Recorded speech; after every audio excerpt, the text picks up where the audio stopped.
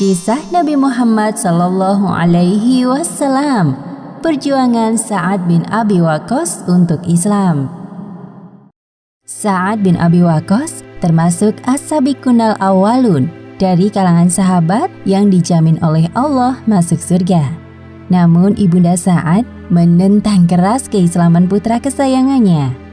Dalam sejarah Islam, Sa'ad bin Abi Waqqas dikenal sebagai pemanah jitu dalam berbagai peperangan yang diikutinya bersama Rasulullah. Sa'ad hidup di tengah-tengah keluarga bangsawan kaya raya dari kabilah Bani Zuhrah. Sa'ad lahir dari rahim wanita cantik dan cerdik bernama Hamnah binti Sufyan ibnu Abi Umayyah. Terlebih kepada ibunya, Sa'ad menunjukkan perhatian dan kasih sayang yang besar. Meskipun sebenarnya Sa'ad membenci kebiasaan ibunya yang menyembah berhala. Di kota Mekah, Sa'ad tumbuh menjadi pemuda yang cerdas, berprinsip kuat, serta pemberani. Perawakannya tidak terlalu tinggi, namun bertubuh tegap dengan potongan rambut yang pendek. Pada tahun pertama kenabian, Abu Bakar mengajak Sa'ad untuk menemui seseorang di perbukitan dekat Mekah. Wahai sahabatku, aku ingin mengajakmu menemui seseorang. Siapakah dia? Apakah aku mengenalnya? Ya, aku pastikan engkau sangat senang bertemu dengannya. Baiklah. Sa'ad sangat penasaran dengan orang yang akan ditemuinya bersama Abu Bakar. Ternyata orang yang mereka temui adalah Nabi Muhammad SAW. Bernama lengkap Sa'ad bin Abi Waqqas bin Wuhaib bin Abdi Manaf. Ternyata Sa'ad masih memiliki hubungan kekerabatan dengan Rasulullah. Kakek Sa'ad bernama Wuhaib adalah paman dari ibunda Aminah. Itu berarti Sa'ad bin Abi Waqqas juga paman Rasulullah. Keduanya telah saling mengenal sejak kecil. Sudah lama kita ya tidak bertemu. Apa kabarmu wahai Muhammad? Alhamdulillah, dalam keadaan baik. Bagaimana denganmu wahai paman Sa'ad? Ya, seperti yang kau lihat sekarang. Apakah ada hal penting yang ingin engkau sampaikan kepadaku sampai kita harus bertemu di tempat sepi seperti ini? Wahai Sa'ad, sesungguhnya Muhammad telah diangkat oleh Allah Subhanahu wa Ta'ala menjadi seorang nabi dan rasul. Sa'ad tidak terlalu terkejut mendengar pernyataan Abu Bakar karena ia merasa Muhammad yang dikenalnya selama ini adalah sosok yang pantas menerima tugas mulia. Subhanallah, Maha Suci Allah. Benarkah itu wahai Muhammad? Iya, seorang malaikat utusan Allah menyampaikan kabar ini. Maukah engkau menjadi pengikutku dan masuk Islam? Aku bersedia.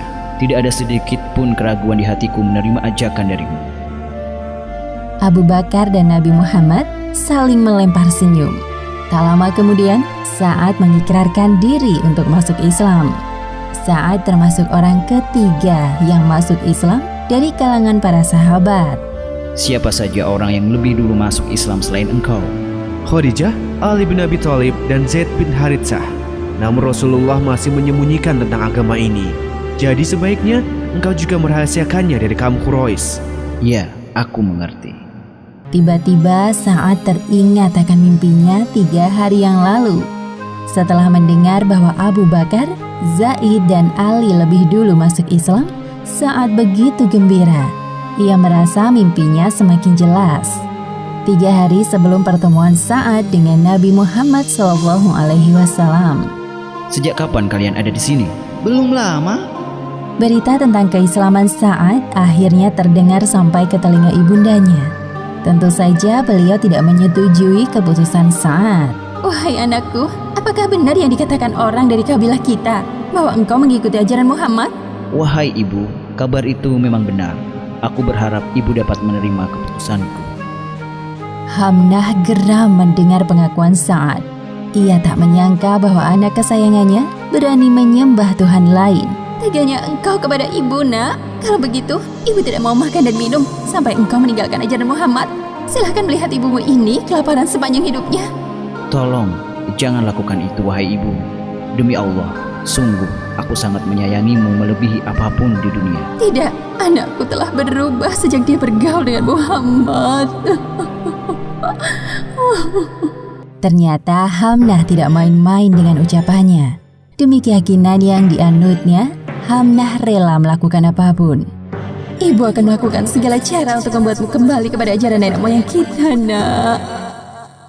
1 hari berlalu, Hamnah tidak menyentuh makanan dan minuman yang telah disajikan. Tubuhnya tampak lemas dan wajahnya pucat. Saat yang melihat kondisi ibunya, merasa sedikit bersalah. Wahai ibuku, aku sangat mencintaimu. Tapi kecintaanku kepada Allah dan Rasul-Nya di atas semua itu.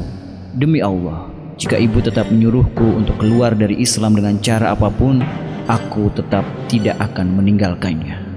Teganya kau berkata seperti itu kepada ibumu, nak. Kemana saat anakku yang selalu patuh terhadap perintah ibunya? 2-3 hari berlalu, Hamnah tetap mogok makan dan minum. Wajahnya tampak letih dan langkahnya payah. Sementara itu, Sa'ad terus berpikir bagaimana caranya agar ibunya menyerah. Wahai ibu, tahukah engkau, demi Allah, seandainya engkau memiliki 70 nyawa, kemudian keluar satu demi satu, aku tetap tidak akan meninggalkan agamaku karena sesuatu. Terserah ibu mau makan atau tidak. Hamnah yang mendengar ucapan ketus dari anak kesayangannya merasa ketakutan. Baru pertama kali saat bertingkah seperti ini. Sepertinya dia tidak main-main dengan perkataannya. Sia-sia saja semua usahaku selama ini. Ternyata anakku lebih mencintai Allah dan Rasul-Nya daripada aku, ibunya sendiri. Setelah peristiwa itu, akhirnya Hamnah kembali mau makan dan minum. Allah Subhanahu wa Ta'ala mengabadikan peristiwa ini dalam surat Luqman ayat 14 hingga 15. Dan kami perintahkan kepada manusia berbuat baik kepada kedua orang ibu bapaknya. Ibunya telah mengandungnya dalam keadaan lemah yang bertambah-tambah dan menyapihnya dalam 2 tahun. Bersyukurlah kepadaku dan kepada 2 orang ibu bapakmu. Hanya kepadakulah kembalimu. Dan jika keduanya memaksamu untuk mempersekutukan dengan aku sesuatu yang tidak ada pengetahuan tentang itu, maka janganlah kamu mengikuti keduanya. Dan pergaulilah keduanya di dunia dengan baik. Dan ikutilah jalan orang yang kembali kepadaku. Kemudian hanya kepadakulah kembalimu. Maka kuberitakan kepadamu apa yang telah kamu kerjakan. Selama kurang lebih 3 tahun, Rasulullah mengajarkan Islam kepada para pengikutnya secara sembunyi-sembunyi di tempat yang aman. Bahkan ketika melaksanakan sholat, Rasulullah dan para sahabat pergi ke tempat terpencil agar tidak dilihat oleh umatnya yang belum beriman. Meskipun begitu, ada saja sekelompok kafir Quraisy yang mengetahuinya. Mereka mencaci maki dan menyerang bahkan ketika sedang sholat. Sa'ad kesal mendengar ejekan yang berkali-kali dilontarkan oleh sekelompok kafir Quraisy. Selesai sholat, Sa'ad langsung memukul salah satu dari mereka. Itulah korban pertama yang terluka dalam sejarah Islam. Setelah peristiwa tersebut, Nabi Muhammad menasihati para sahabatnya agar tenang dan sabar ketika menghadapi kaum kafir. Allah Subhanahu wa Ta'ala mengingatkan Rasulullah dalam Al-Quran surat Al-Muzammil ayat 10. Dan bersabarlah terhadap apa yang mereka ucapkan dan jauhilah mereka dengan cara yang baik. Setelah melewati beberapa tahun untuk menahan diri dari serangan kaum kafir Quraisy, barulah umat Islam diperkenankan melakukan perlawanan secara fisik, yakni melalui peperangan. Sa'ad bin Abi Waqqas termasuk jajaran panglima perang yang berani dan berpengalaman. Sa'ad selalu mendampingi Rasulullah di berbagai peperangan. Ia memiliki 2 senjata yang ampuh, yaitu panah dan doa. Jika Sa'ad memanah lawan dalam peperangan, dapat dipastikan tepat sasaran. Siapa yang menembakkan panah sampai ke sasaran dalam jihad di jalan Allah, maka ia memperoleh 1 derajat di surga. Sa'ad dikenal dengan sebutan mustajab ad-da'wah atau orang yang doanya selalu dikabulkan karena tingkat keimanannya yang sangat tinggi. Sa'ad seorang yang zuhud, yaitu orang yang mengutamakan cinta akhirat dan tidak mementingkan urusan dunia. Keistimewaan Sa'ad yang lain adalah ia dapat melihat kedua lelaki berpakaian putih, yaitu malaikat Jibril dan Mikail berada di samping kanan dan kiri Rasulullah saat berperang melawan musuh. Sa'ad juga satu-satunya orang yang dijamin oleh Rasulullah dengan jaminan kedua orang tua beliau. Panahlah, tebusanmu adalah ibu dan bapakku. Saat telah berhasil menaklukkannya, Allah telah mengabulkan dan mengarahkan bidikanmu. Pada masa pemerintahan Khalifah Umar bin Khattab, Sa'ad bin Abi Waqqas dilantik menjadi gubernur di wilayah Kufah, Irak. Sa'ad membangun masyarakat Kufah dan menerapkan hukum Islam di daerah tersebut. Sa'ad juga memimpin pasukan Islam untuk menghancurkan pasukan Sasaniyah dalam perang Qadisiyah. Di akhir masa jabatan, Sa'ad tetap bersemangat dalam berperang walaupun kondisinya sedang sakit. Allahu Akbar. Pasukan, serang! Detik-detik meninggalnya Sa'ad bin Abi Waqqas ditemani oleh putranya. Mengapa engkau menangis, wahai anakku? Sungguh, Allah tidak akan menyiksaku selamanya dan aku termasuk salah satu penduduk surga.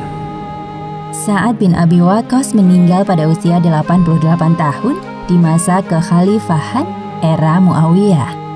Beliau dikuburkan di pemakaman Baqi, tempat peristirahatan para syuhada.